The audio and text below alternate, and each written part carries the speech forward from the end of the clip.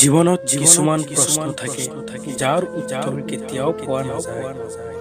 কিছুমান ভুল থাকে যিবোৰ কেতিয়াও শুধৰাব নোৱাৰি, আৰু কিছুমান কষ্ট থাকে যিবোৰ কাকো ক'ব নোৱাৰি।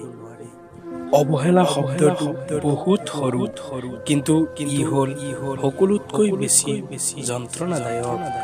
আপোনবোৰ পৰ হৈ আঁতৰি যায়, কিন্তু যিবোৰ স্মৃতি দি যায় সেইবোৰ গোটেই জীৱন কন্দুৱাই। মুখৰ কথাৰে বহুতে আপোন বুলিয়ে কয়, কিন্তু সময়তহে বুজা যায় কোন আপোন আৰু কোন পৰ। সময় কটাবলৈ নতুন এজনক পোৱাটো সহজ, কিন্তু জীৱনটো কটাবলৈ সহজ এজনক পোৱাটোহে কঠিন। সময় হৈছে খুব ৰহস্যময়, নহয়নে? জানুৱাৰীত থকা প্ৰিয় মানুহবিলাক ডিচেম্বৰ আহোঁতেই হেৰাই যায়। আনক ঠগি নাভাবিবা যে তুমি জয়ী হৈছা।